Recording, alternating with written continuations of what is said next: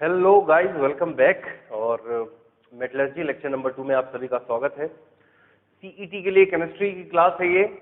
तो चलिए बात करते हैं आगे की। लास्ट लेक्चर में हम लोगों ने मेटल नॉन मेटल क्या होते हैं समझ लिया था, उनकी डेफिनेशन समझ ली थी, और मेटल और नॉन मेटल की फिजिकल प्रॉपर्टी को भी हमने समझ लिया था, प्रॉपर्टीज के बारे में भी। उसके बाद प्रॉपर्टी में हमने मेटल की केमिकल प्रॉपर्टी शुरू करी थी पढ़ना, तो वही हमारी हेडिंग है, हम उसको फिर से लिख लेते हैं। मेटल्स केमिकल प्रॉपर्टी, यानी कि मेटल की केमिकल प्रॉपर्टी की बात हम लोग करने वाले हैं यहां पर अभी। ओके, तो पहली केमिकल प्रॉपर्टी हमने मेटल की पढ़ी थी, मेटल की रिएक्शन मेटल के साथ में। और मेटल की रिएक्शन जब नॉन मेटल के साथ में होती है तब एक आयनिक कंपाउंड का जन्म होता है। और आयनिक कंपाउंड क्या होते हैं और उसकी क्या क्या प्रॉपर्टीज होती हैं, कि लास्ट लेक्चर में हम लोगों ने बात कर ली थी। हम अभी भी मेटल की केमिकल प्रॉपर्टी के ऊपर ही हैं, और हम नेक्स्ट केमिकल प्रॉपर्टी पढ़ने वाले हैं मेटल की, जिसमें होगी metal reaction with oxygen. Metal की रिएक्शन ऑक्सीजन के साथ में, तो बहुत सिंपल सी बात है। मेटल जो ज्यादा रिएक्टिव है वो ऑक्सीजन के साथ में बिना किसी बाहरी मदद के, विदाउट एनी एक्सटर्नल एफर्ट के भी वो रिएक्शन कर जाते हैं और मेटल ऑक्साइड बनाते हैं। भाई अगर कोई भी चीज ऑक्सीजन कर रही है तो वो ऑक्साइड ही बनाएगी। It's very simple. या तो रिएक्शन करेगी तो ऑक्साइड बनाएगी, नहीं करेगी तो नहीं करेगी। अरे बस। तो मेटल जब ऑक्सीजन से रिएक्शन करते हैं दे फॉर्म मेटल ऑक्साइड। तो यहाँ पर इक्वेशन क्या है इसकी? Metal plus oxygen gas and form metal oxide. और मेटल ऑक्साइड फॉर्म होने के बाद जो मेन चीज है, the metal oxides are basic in nature. सबसे मेन बात यह है कि मेटल ऑक्साइड्स होते हैं बेसिक। एसिडिक बेसिक समझते हो ना? तो मेटल का ऑक्साइड जनरली बेसिक होता है। जब इसी मेटल ऑक्साइड को वाटर में डिसॉल्व करोगे, वाटर में मिलाओगे, तो ये बनाएगा एक बेस। ये बात समझ में आ गई? तो मेटल ऑक्साइड बेसिक नेचर के होते हैं और इस तरह से बेस बन जाता है। तो पूरी रिएक्शन को देख लेते हैं एग्जांपल के तौर पे। जैसे हम कुछ रिएक्शन ले लेते हैं। फर्स्ट ऑफ ऑल जैसे कि सोडियम, पोटेशियम और लिथियम, ये तीनों मेटल काफी रिएक्टिव हैं। बात समझ आ रही है? तीनों मेटल काफी रिएक्टिव हैं। तो ये बिना किसी बाहरी मदद के, यानी कि अगर इनको नेचर में खुला छोड़ दिया जाए तो ये अपने आप ही ऑक्सीजन से रिएक्शन कर जाएंगे। ऑक्सीजन ऑक्सीजन ऑक्सीजन से रिएक्शन करके ये सभी अपने अपने ऑक्साइड बनाएंगे। तो पहला बनेगा सोडियम ऑक्साइड, फॉर्मूला होगा Na2O। दूसरा बनेगा पोटेशियम ऑक्साइड, फॉर्मूला होगा K2O। तीसरा बनेगा लिथियम ऑक्साइड, फॉर्मूला होगा Li2O। यहाँ तक की बात समझ में आ गई? अब आगे मैंने क्या बोला है कि अगर इन्हीं मेटल ऑक्साइड को वाटर में डिसॉल्व कर दोगे, इन्हीं मेटल ऑक्साइड को वाटर के साथ रिएक्शन करवा दी जाए, जैसे कि सोडियम ऑक्साइड प्लस वाटर, तो बनेगा बेस। बेस यानी क्या बन सकता है? सोडियम का हाइड्रोक्साइड। तो यहाँ पे बन जाएगा सोडियम हाइड्रोक्साइड। रिएक्शन आपके टेक्स्ट बुक में गिवन है, तो ये बहुत इंपॉर्टेंट है उस लिहाज से। अगला है हमारे पास K2O बना है। K2O को वाटर में डिसॉल्व कर दो, क्या बन जाएगा? KOH। ठीक है, पोटेशियम हाइड्रोक्साइड। लिथियम ऑक्साइड को वाटर में डिसॉल्व कर दो, क्या बन जाएगा? LiOH। आप देख सकते हो ये तीनों के तीनों बेस हैं। बेस क्या होते हैं? जो हाइड्रोक्साइड आयन रिलीज करते हैं। पढ़े हैं? बेस वो होता है जो हाइड्रोक्साइड आयन रिलीज करता है। So all these are base because they all have hydroxide ion. ठीक है ना? Na and OH, KOH, LiOH, all have hydroxide. Hydroxide means all these are considered as a base. ठीक, तो ये वो metal थे which are reactive, तो अपने आप रिएक्शन कर जाएंगे। Now we should take some example of moderate reactive metal in case they will not react for any obvious reason, but उनको रिएक्शन करवानी पड़ेगी। ठीक है ना? जैसे कि मान लो मैग्नीशियम है। अब मैग्नीशियम ऑक्सीजन से अपने आप रिएक्शन तो नहीं करेगा, तो मैग्नीशियम को बर्न करना पड़ेगा। तो मैग्नीशियम बर्न कर दिया तो मैग्नीशियम ऑक्सीजन से रिएक्शन करके बना लेगा मैग्नीशियम ऑक्साइड। ठीक है ना? ये क्या है? Magnesium oxide. आपको पता है मैग्नीशियम अच्छे से जलता है और व्हाइट कलर की फ्लेम के साथ में जलता है, काफी अच्छी रोशनी होती है उसमें। ये मैग्नीशियम ऑक्साइड है। Metal oxides are basic in nature. अब इसी मेटल ऑक्साइड को बेसिक को मिला दोगे वाटर में तो बना देगा MgOH का फुल टाइप, क्योंकि मैग्नीशियम की वैलेंसी 2 है, हाइड्रोक्साइड की वैलेंसी 1 होती है। मैग्नीशियम हाइड्रोक्साइड आपको पता होना चाहिए कि इसी को मिल्क ऑफ मैग्नीशिया भी कहते हैं, क्योंकि ये एक because it's a mild base, not very strong base, it's a mild base.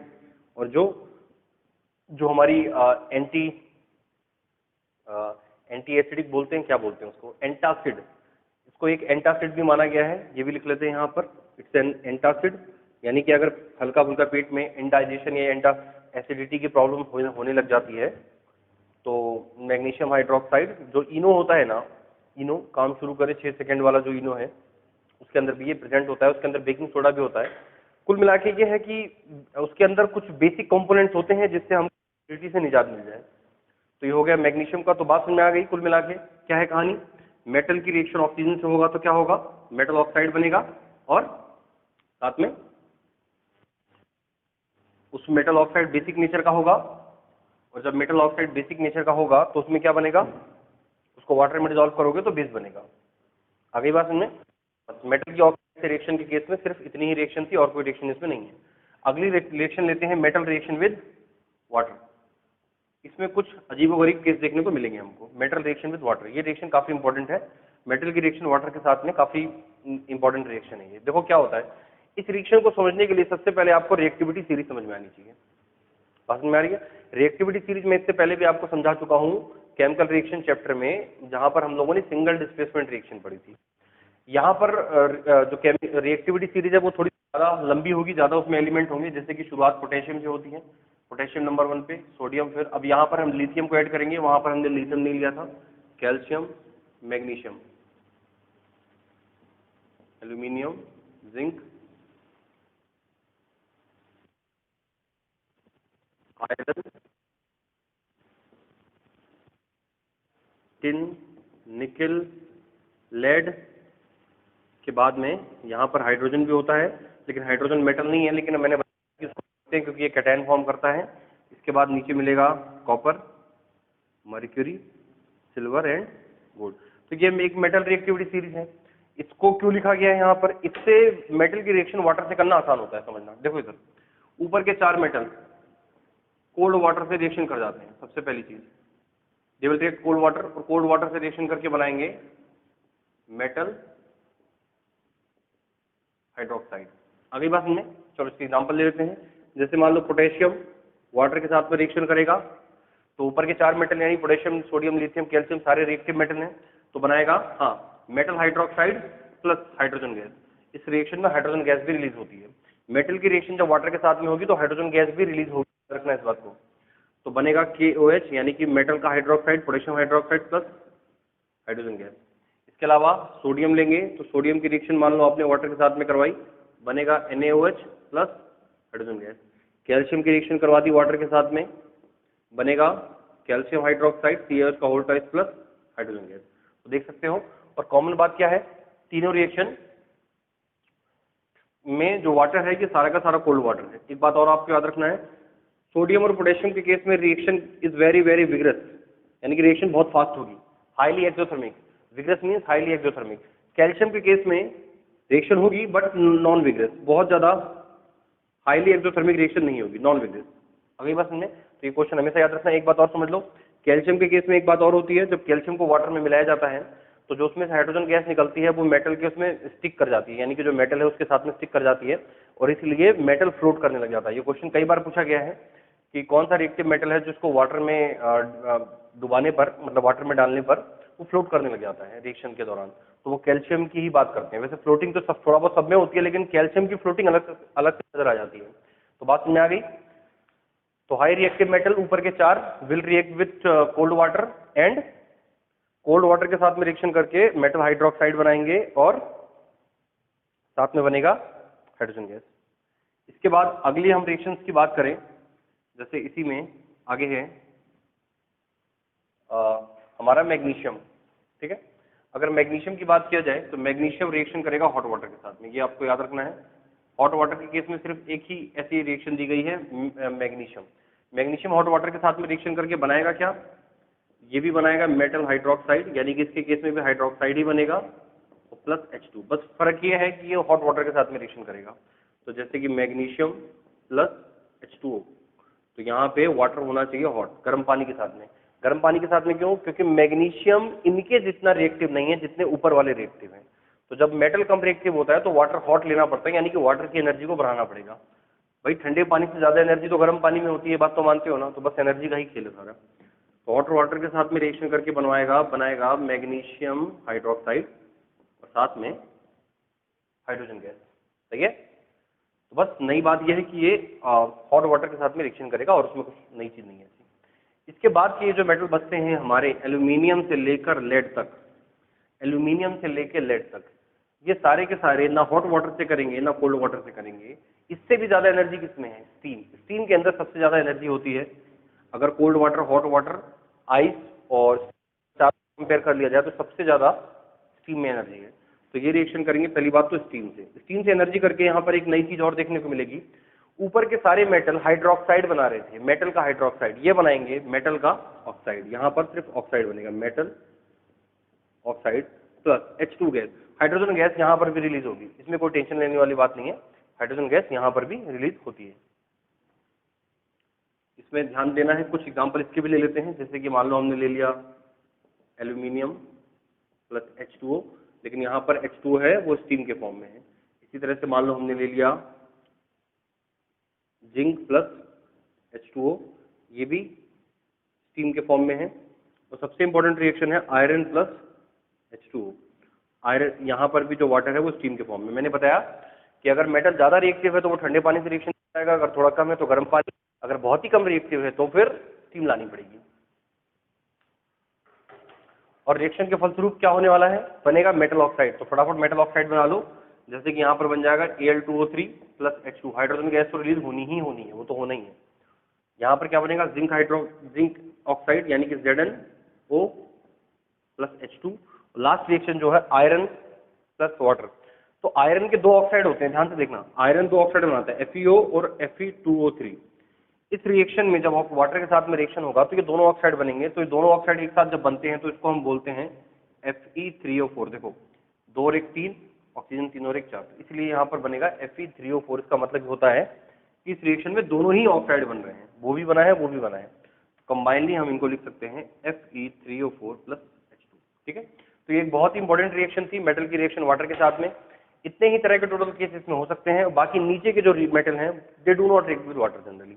नीचे जितने भी हैं ये सब, copper, mercury, do not react with water, क्योंकि ये बहुत ज्यादा कम रिएक्टिव है, तो ये वाटर के साथ में जनरली रिएक्शन करते ही नहीं है। तो बात समझ में आ गई। तो यहाँ पर ये मेटल की तीसरी रिएक्शन हमारी खत्म हुई। सबसे पहली रिएक्शन हमने पढ़ी थी metal reaction with non metal.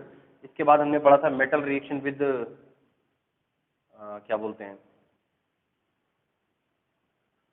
Oxygen. और अभी हमने पढ़ा metal reaction with what? Water.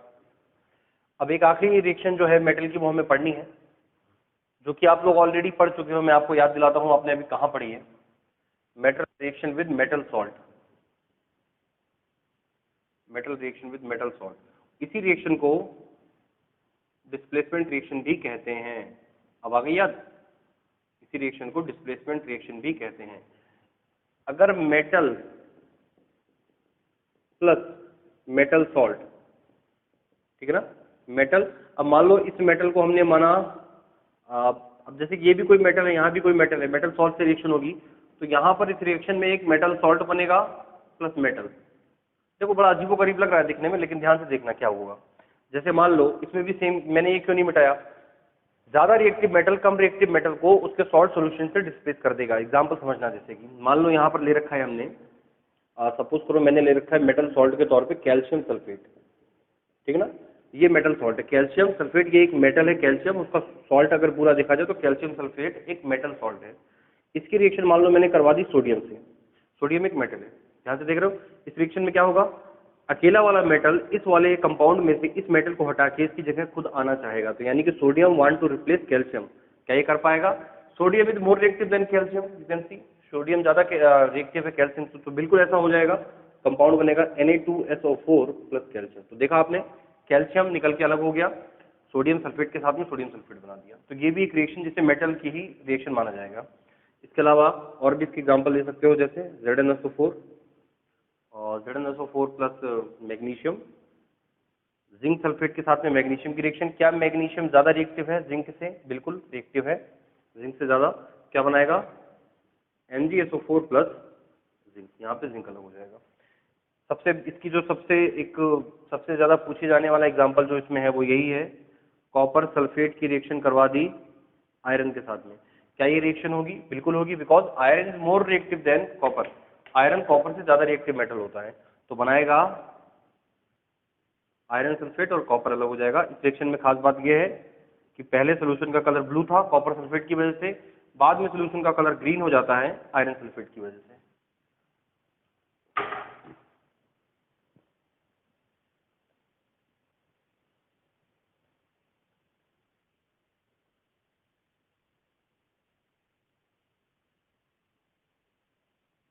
ठीक है, चलो मिटाते हैं इसको।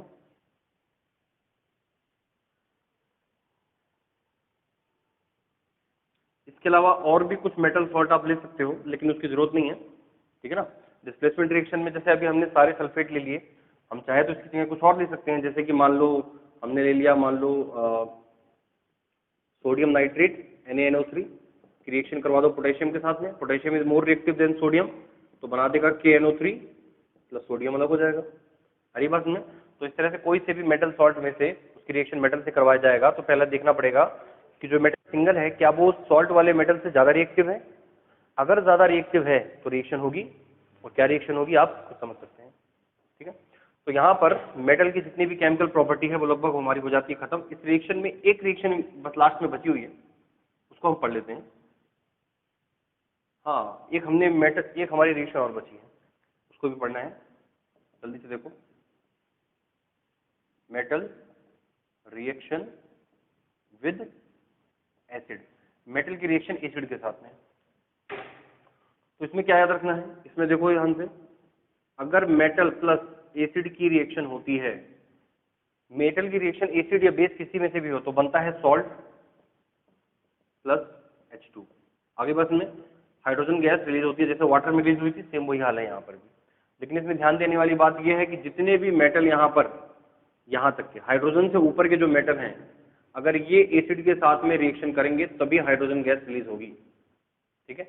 जैसे कि एग्जांपल ले लिया जाए मेटल के तौर पे, जैसे मान लो मैंने ले लिया सोडियम और एसिड ले लिया मैंने HCl। मान लो मैंने ले लिया मैग्नीशियम और एसिड ले लिया मैंने HCl। मान लो मेटल ले लिया मैंने कैल्शियम और एसिड ले लिया मैंने H2SO4। और मान लो मैंने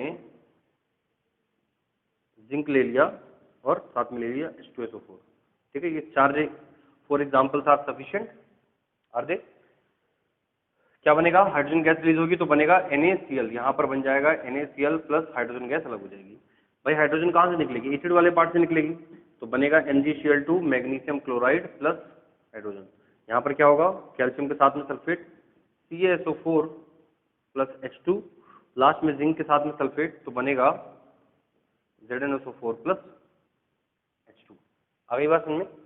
तो इस तरह से ये रिएक्शन होती है। इसमें आपको एक बात याद रखनी है, कुल मिला के ये क्वेश्चन बहुत बार पूछा गया है कि when metal react with acid कौन सी गैस रिलीज होती है। तो जब भी मेटल एसिड से रिएक्ट कर, याद रखना। और हाइड्रोजन गैस की पहचान कैसे होती है, क्योंकि कलरलेस है और ओडरलेस है, ना तो कोई कलर है ना कोई वो है। तो याद रखना, जब भी इसको जलाया जाएगा it will burn with pop sound, और पॉप साउंड के साथ में बर्न करती है कौन, हाइड्रोजन गैस। ये हाइड्रोजन गैस की पहचान है। वहीं अगर कार्बन डाइऑक्साइड गैस की पहचान पूछी जाए तो कार्बन डाइऑक्साइड के लिए लाइम वाटर टेस्ट एक होता है, वो हम यूज करते हैं।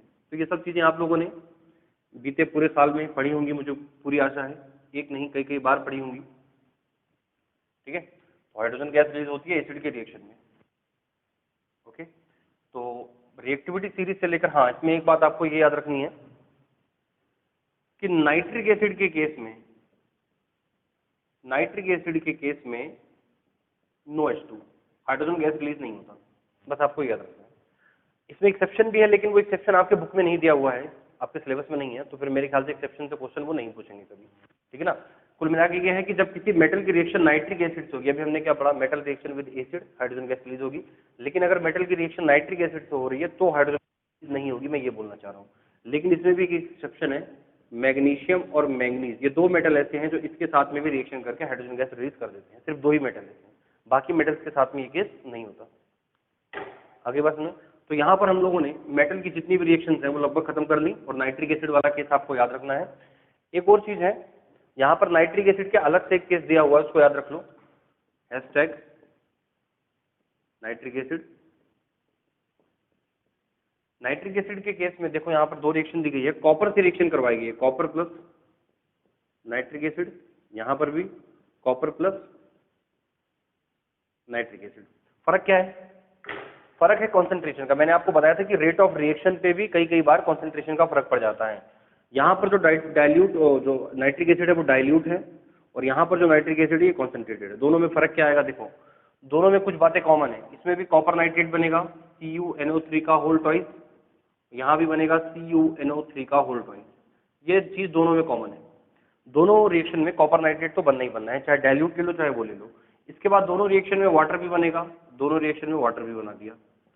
एक चीज का फर्क आएगा, अगर आपने डाइल्यूट लिया है तो बनेगा NO, नाइट्रोजन मोनोऑक्साइड, और अगर आपने कॉन्सेंट्रेट लिया है तो बनेगा NO2। इसको बोलते हैं नाइट्रोजन डाइऑक्साइड, और इसी को NO2 को याद रखना, ये वाली जो गैस है NO2, इसी को बोलते हैं ब्राउन गैस। क्यों?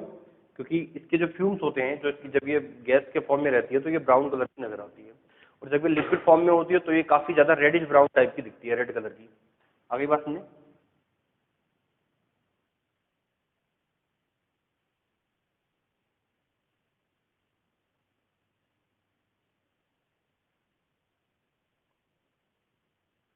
तो इस प्रकार हमने मेटल की रिएक्शन यहाँ पर पढ़ के सारी लगभग कर दी खत्म। अब हमें थोड़ा सा नॉन मेटल का केस देखना है। मैं आपको पहले भी कल ही बता चुका हूँ कि नॉन मेटल में हमको बहुत ज्यादा रिएक्शंस नहीं पढ़नी पड़ेंगी। अच्छी बात यह है कि नॉन मेटल के केस में बहुत ज्यादा रिएक्शंस देखने को मिलती नहीं है, ठीक है ना।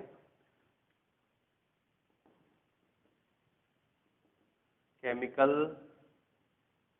Property of non metals, non metals की chemical property.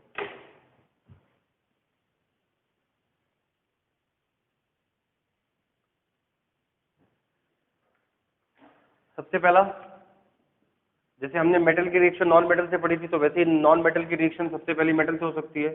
Non metal plus metal, same वही केस है। नॉन मेटल और मेटल की रिएक्शन होगी तो आयनिक कंपाउंड बनेगा, जिसके बारे में हम लोगों ने लास्ट टाइम पूरी पढ़ाई करी है। आयनिक कंपाउंड, आयनिक कंपाउंड क्या होता है? मेटल नॉन मेटल के बीच में बनता है, जिसमें मेटल नॉन मेटल को इलेक्ट्रॉन डोनेट करता है। सब बातें पढ़ी है ना कल, और आयनिक कंपाउंड बन जाता है। ये सब हो चुका है, इसको हम दोबारा नहीं पढ़ेंगे। इसके अलावा और कौन कौन सी रिएक्शन हो सकती है नॉन मेटल की? सेकंड रिएक्शन जो नॉन मेटल होता है, एक यही इंपॉर्टेंट रिएक्शन है इसकी main, non metal reaction with non metal reaction with oxygen. बस यही मेन रिएक्शन है। नॉन मेटल जनरली अपने आप ऑक्सीजन से रिएक्शन कई बार नहीं कर पाते, तो उनको रिएक्शन करवानी पड़ती है, जलाया जाता है। जैसे मान लीजिए सपोज करो हमने लिया कार्बन को जलाया तो ऑक्सीजन से रिएक्शन कर जाएगा, ठीक है ना। नॉन मेटल के केस में उनको बर्न करना पड़ता है, तो बनता है कार्बन डाइऑक्साइड CO2। आ रही बात सुनने। और एक बात देखो ध्यान से, non metal reaction with oxygen, तो एक मिनट रुको जरा, मैं इसकी पूरी इक्वेशन पहले आपको समझा दूं। क्या केस है? केस है नॉन मेटल प्लस ऑक्सीजन, क्या बनेगा? बनेगा नॉन मेटल ऑक्साइड। अभी आपने थोड़ी देर पहले पढ़ा है कि मेटल ऑक्साइड बेसिक होता है, तो नॉन मेटल ऑक्साइड कैसा होगा? नॉन मेटल ऑक्साइड एसिडिक होता है, ठीक है ना। नॉन मेटल का ऑक्साइड जो होगा वो एसिडिक होगा, लेकिन नॉन मेटल के सारे ऑक्साइड नहीं होते। कुछ नॉन मेटल के ऑक्साइड है जो न्यूट्रल है, ये भी याद रखना है। कुछ नॉन मेटल के ऑक्साइड न्यूट्रल है, जैसे कि कार्बन मोनोऑक्साइड N2O, NO, ये सब क्या है? ये सारे न्यूट्रल है। CO, N2O, NO, ये तीनों के तीनों न्यूट्रल ऑक्साइड है, इनका नेचर एसिडिक नहीं है। लेकिन जिनका नेचर एसिडिक है उनको जब वाटर में मिलाया जाएगा तो वो एसिड बनाएंगे। जैसे जो मेटल ऑक्साइड थे वो बेस बना रहे थे, तो ये एसिड बनाएंगे। जैसे एग्जांपल सीधे ले लेते हैं हम इसके, मान लो कार्बन की रिएक्शन करवा दी ऑक्सीजन के साथ में, ठीक है ना, तो बनेगा CO2। CO2 इज एसिडिक, क्योंकि CO2 नॉन मेटल ऑक्साइड है, उनमें नहीं है, वो वाले तो न्यूट्रल हैं, लेकिन CO2 एक एसिडिक ऑक्साइड है। तो CO2 प्लस H2 मिला के क्या बना लेंगे? एक एसिड बनेगा H2CO3। इसका नाम क्या होता है? Carbonic acid. और ये जो एसिड है ये कोल्ड ड्रिंक्स वगैरह में पाया जाता है। जितनी भी एरेटेड ड्रिंक्स होती हैं, जिनको एरेटेड ड्रिंक्स कहते हैं, ठीक है ना, बियर वगैरह जो होती हैं, जो भी चीजें ऐसी होती हैं जिनमें फिज होता है, ठीक है ना, जिनको खोलने के बाद जिनमें फिज आता है, उन सबके अंदर ये पाई जाती हैं, ठीक है ना। तो काफी सारी ऐसी ड्रिंक्स मार्केट में मिल रही हैं, एनर्जी ड्रिंक्स होती हैं, उनमें भी ये सेम यही वाला एसिड प्रेजेंट होता है।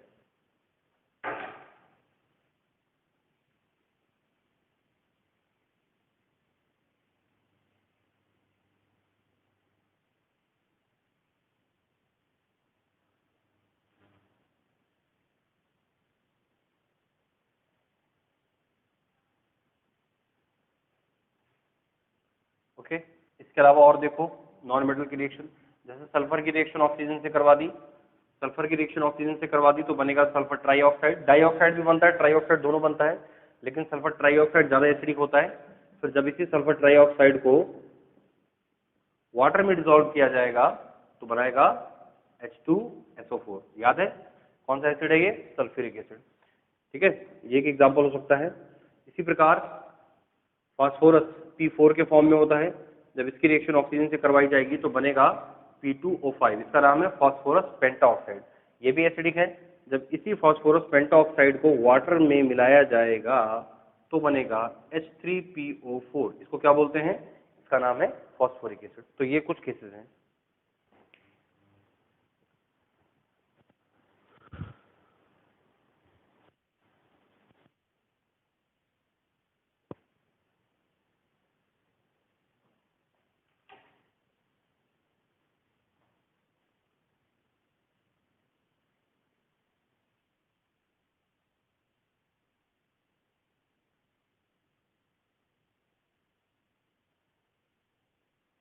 ठीक है ना।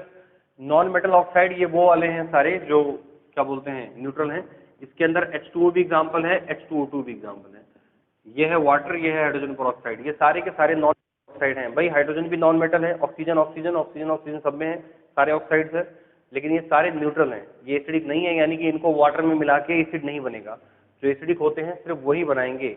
लास्ट एग्जाम्पल इसका ले लो, जैसे कि नाइट्रोजन की रिएक्शन करवा दी ऑक्सीजन के साथ में, तो नाइट्रोजन गैस ऑक्सीजन के साथ में रिएक्शन करके 5 अलग अलग टाइप के ऑक्साइड बनाता है नाइट्रोजन, जिसमें से एक सबसे इंपॉर्टेंट है N2O5, ठीक है ना, क्योंकि इसी से हमको अभी एसिड मिलेगा। अब अगर N2O5 जो कि एसिडिक है, इसको वाटर में डिसॉल्व करोगे तो आपको बहुत ही जाना पहचाना सा एक एसिड मिलेगा, HNO3 नाइट्रिक एसिड, ठीक है ना। रिएक्शन बैलेंस नहीं है, प्रूफ लगा दो, बैलेंस हो जाएगी। तो बात समझ आ रही है?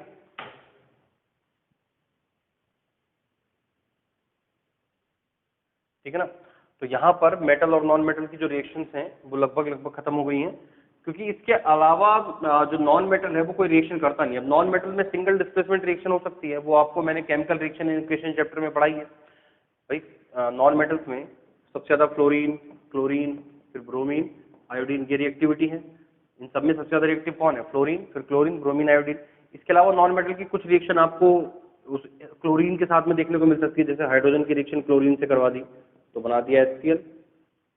अरे बस में फास्फोरस की रिएक्शन क्लोरीन से करवा दी तो बना दिया PCl3, ठीक है ना। तो इस तरह के भी कंपाउंड बन जाते हैं। बाकी इसमें कुछ ऐसा इंपॉर्टेंट नहीं है इतना, बस मेटल और नॉन मेटल की इतनी ही रिएक्शंस हैं जो हमारे सिलेबस के हिसाब से जरूरी हैं। मेटल नॉन मेटल की इतनी ही रिएक्शन है। इसके अलावा कॉपर के केस में मैंने बता दिया कि कॉपर का एक केस स्पेशल है, जिसमें कॉपर की रिएक्शन नाइट्रिक एसिड के साथ में दो अलग अलग तरीके से हो सकती है। कॉन्सेंट्रेटेड में अलग रिएक्शन है और डाइल्यूट में अलग रिएक्शन है।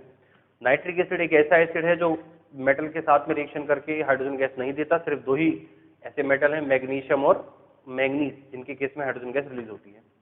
आगे बस में तो इतनी ही रिएक्शन है जो आपके टेक्स्ट बुक में मेटल नॉन मेटल की जरूरी है। इसके अलावा एक दो रिएक्शन और बचती हैं, लेकिन वो आपके सिलेबस में नहीं है, तो उनको हम नहीं पढ़ेंगे यहाँ पर, ठीक है ना, क्योंकि ये जो पूरा पेपर है CUET का, ये पूरा सिलेबस बेस्ड ही होने वाला है, ठीक है ना, और वो भी स्टेट बोर्ड का सिलेबस। तो ज़्यादा एक्स्ट्रा पढ़ने की जरूरत नहीं है। जो चीज़ हमारे काम की अभी नहीं है हम उसमें अपना टाइम नहीं वेस्ट कर सकते, ठीक है। इसी के साथ लेक्चर समाप्त होता है। अब अगले क्लास में जब हम मिलेंगे तो हम सीधे बात करेंगे मेटलर्जी की। हम सीधे मेटलर्जी से शुरुआत करेंगे, क्योंकि मेन पोर्शन वही है, उससे क्वेश्चन ज़्यादा पूछे जाने की संभावना है।